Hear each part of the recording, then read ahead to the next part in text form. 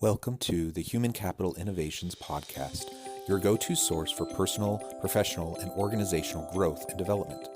We hope you tune in often for all things people management, organizational development and change, organizational leadership, and social impact related. Maximize your personal and organizational potential with Human Capital Innovations Podcast.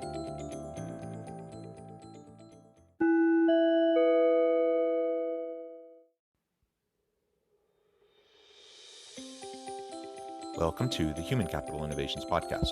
In this HCI podcast episode, I explore Nilofer Merchant's TED Talk, Got a Meeting? Take a Walk.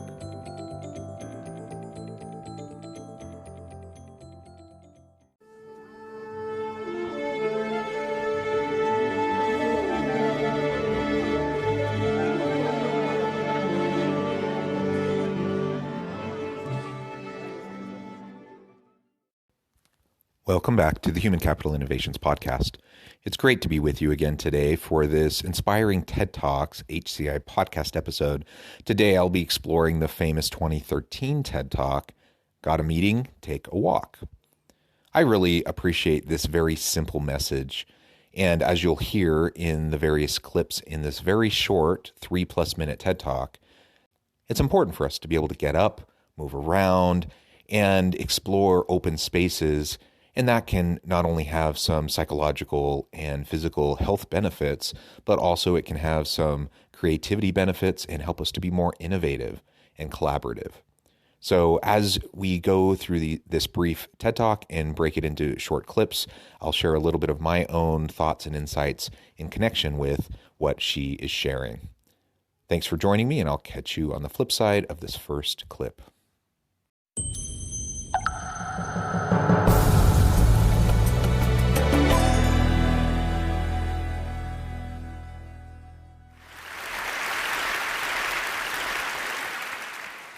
What you're doing right now, at this very moment, is killing you.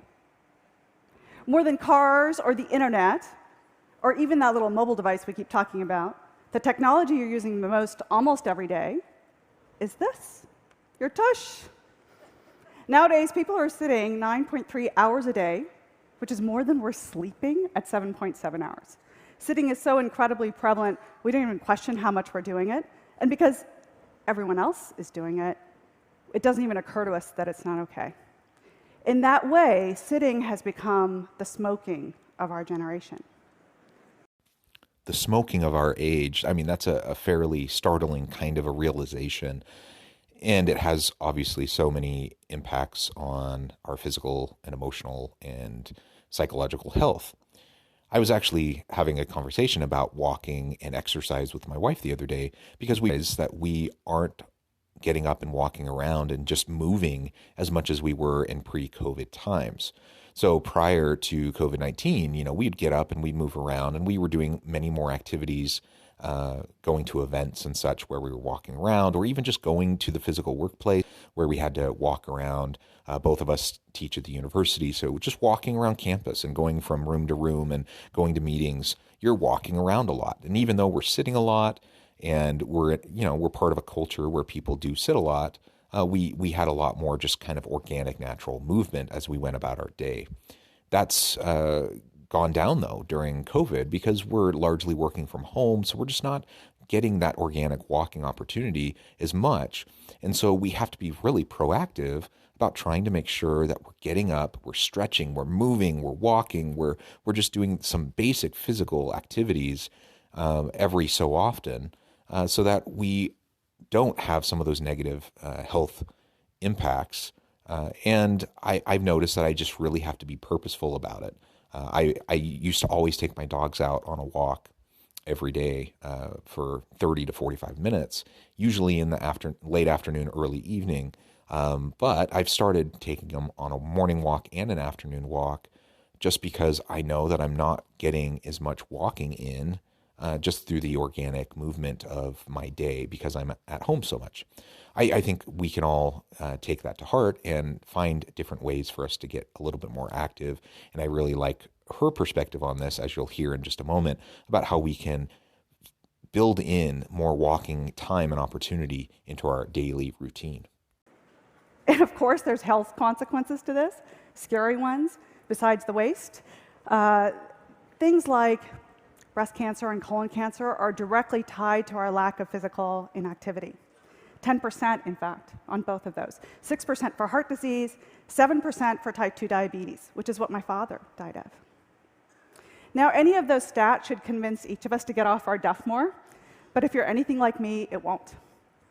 What did get me moving was a social interaction. Someone invited me to a meeting, but couldn't manage to fit me into a regular sort of conference room meeting and said, I have to walk my dogs tomorrow. Could you come then? Seemed kind of odd to do. And actually, that first meeting, I remember thinking, I have to be the one to ask the next question because I knew I was going to huff and puff during this conversation.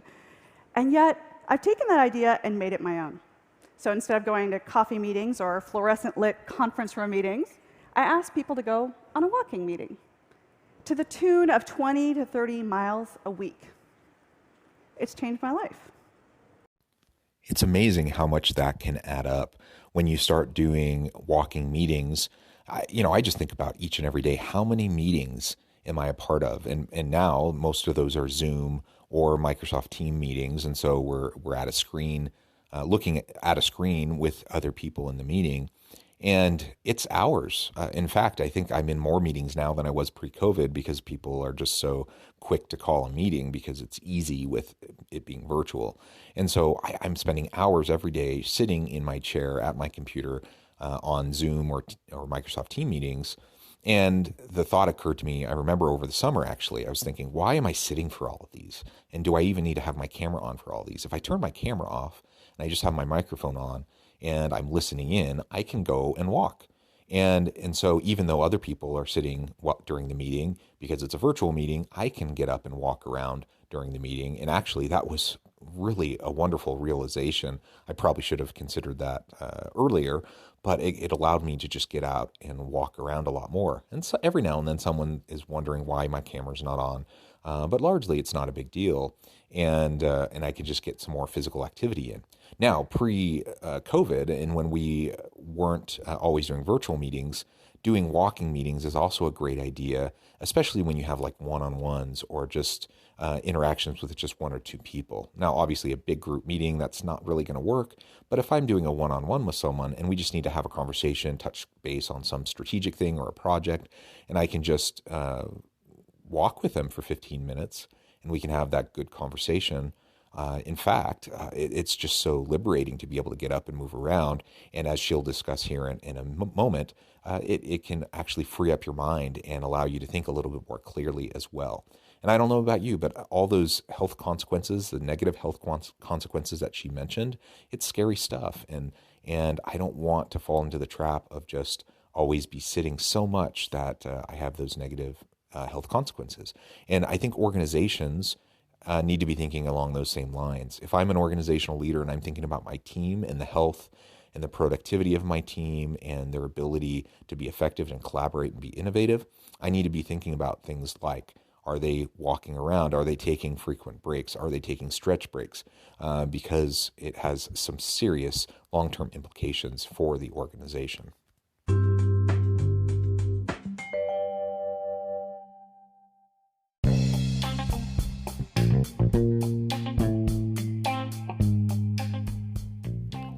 I'm excited to announce the publication of my new book from HCI Press, The Alchemy of Truly Remarkable Leadership: Ordinary, Everyday Actions That Produce Extraordinary Results.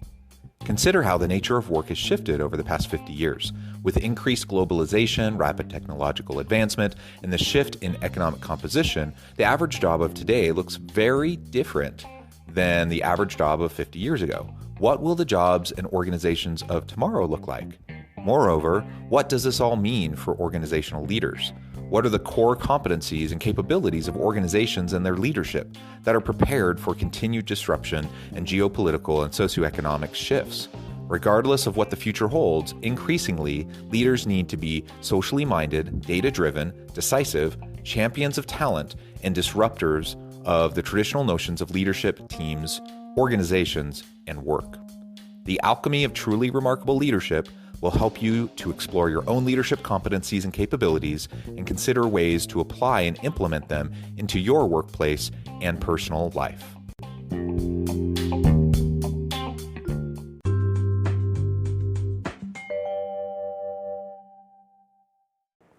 But before that, what actually happened was I used to think about it as you could take care of your health or you could take care of obligations. And one always came at the cost of the other. So now, several hundred of these walking meetings later, I've learned a few things. First, there's this amazing thing about actually getting out of the box that leads to out of the box thinking. Whether it's nature or the exercise itself, it certainly works. I've definitely found that to be true for myself. So when I'm just up and moving around, I just think more clearly and I think more creatively. When I'm stuck behind a computer screen, I'm stuck at my desk, or I'm stuck around a conference table with a bunch of other people in a room, frankly, I just don't think as well. And so what I've found myself actually doing when I'm in a physical meeting with other people in the room, oftentimes I'll actually stand up.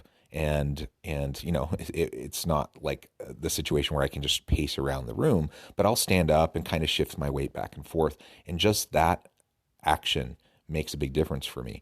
And so if I'm in a situation because it's a virtual meeting and I can turn off my camera, or because I'm in a one-on-one with somebody and we can just go walk around and have a conversation, just getting up, getting out of side of the box, so to speak, with that virtual meeting or whatever, and actually moving around, that movement, getting the blood pumping literally, and that gets blood to your brain, and you just think clearer, and you have these interactions and that allow you to have insights that maybe you wouldn't have otherwise. When I'm walking my dogs around the park, oftentimes I have a meeting going on with my earbuds in, and I'm listening into a meeting, and every now and then I'm commenting, but I'm seeing the clouds blow by. I'm seeing the leaves, or maybe it's snowing, or whatever the case may be.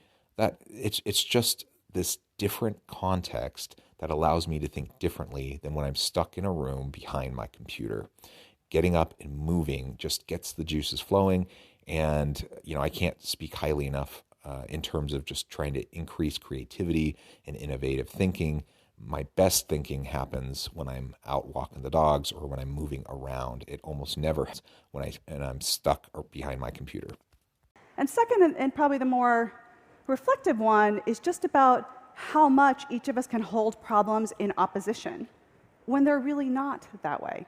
And if we're going to solve problems and look at the world really differently, whether it's in governance or business or environmental issues, job creation, maybe we can think about how to reframe those problems as having both things be true. Because it was when that happened with this walk and talk idea that things became doable and sustainable and viable. It's true that human nature puts us in a situation where we often think in black and white ways. And so, as she said in the previous clip, actually, that this tension behind thinking I can either be productive and work and get work done, or I can take care of myself and my physical health and my emotional and mental health. And that juxtaposition and it's a false dichotomy. Like, you just do not have to make that choice. You actually can do both. And once we come to that realization, it opens up our world and our perspective to recognize that, hey, what other false dichotomies have we created in our mind? What other assumptions are working in our thought process that are limiting our ability to be creative and come up with good alternative solutions to complex problems? Because the reality is most problems of any size or scale, the most complex ones, they don't have simple answers. Like, we have to be able to look at them holistically from a variety of perspectives. And getting up and getting out is just one way to get us thinking along those lines in a reflective kind of a manner, and recognizing that it's not one simple solution. We can take a multifaceted approach, just like she did with the walk and talk kind of an idea with walking meetings. What other paradigm breaking types of approaches can we take to solving some of the typical types of problems that organizations or leaders face with their people? I think the possibilities are endless if we can just open our mind and our way of thinking. And that's what she's proposing here, that something as simple as having this mechanism of a walk and talk meeting can have all of these positive unintended consequences. So I started this talk talking about the tush, so I'll end with the bottom line, which is walk and talk. Walk the talk. You'll be surprised at how fresh air drives fresh thinking, and in the way that you do, you'll bring into your life an entirely new set of ideas. Thank you.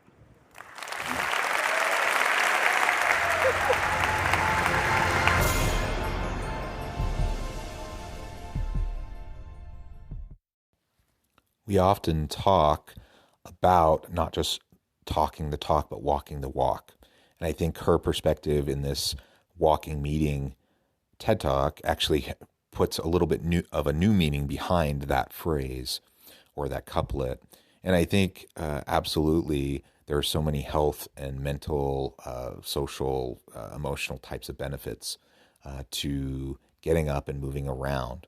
One way to do that, there's many ways, obviously. We can practice self-care. We can get out and do the exercise we need to do, have work-life balance and those sorts of things. But one of the really easy ways to start building in more physical activity and exercise into our daily routine is by just getting up and moving around during meetings, whether that's a walk and talk meeting with one or two people when you're physically together, or if it's in a virtual meeting setting where you can just turn off your camera and you can get up and you can move around. You can still contribute. And in fact, my experience has been that I often can contribute better because I'm thinking more clearly, because I'm not sucked into the trap of trying to multitask. I'm sitting there at my computer, like checking email and doing other things and only paying half attention anyways. When I'm out walking my dogs and I have a meeting going on that I'm listening to, nothing else is going on. It's just me in the meeting, me and the dogs, yes, but we're just walking around. And it's just me enjoying the fresh air, me getting some physical exercise, and me paying sole attention to the meeting without being distracted by other things. And so my ability to contribute usually is greater in that kind of capacity.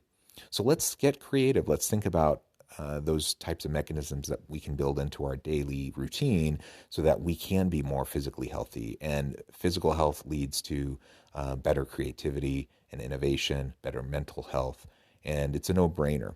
As a leader, we need to be looking for these types of mechanisms that we can encourage our people to engage in. If I have all of my team working virtually right now during COVID, I should be specifically suggesting and recommending that people turn off their camera, get up and move around while we have the meeting. Because most of the time, you don't need to be stuck at that computer. Most of the time, especially when you're conversing and not going over documents together or something, you don't need to be at the computer, and you can be more productive, more creative by just getting up and moving around. It will have so many positive consequences for your people. And I think we as leaders need to walk the walk, literally, and set the example for them and show our people that it's okay to do. Turn off your camera, get up, move around. I think her message in this podcast is super simple. It's super easy to implement, yet it can have dramatic impacts for our people as individuals, but also for our teams and for our organizations as a whole. As always, thank you for joining me for this episode of the Human Capital Innovations Podcast. I hope you stay healthy and safe, that you can find meaning and purpose at work each and every day, and I hope you have a great week.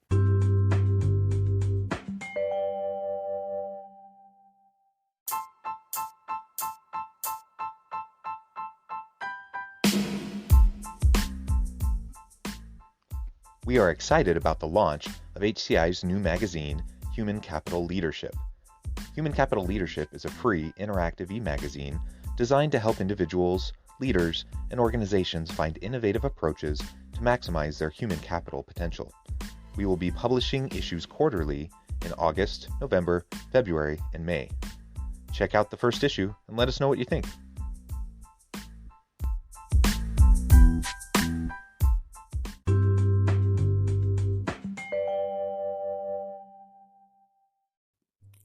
Thanks again for joining us for this episode of the Human Capital Innovations Podcast. I hope you stay healthy and safe and that you have a great week.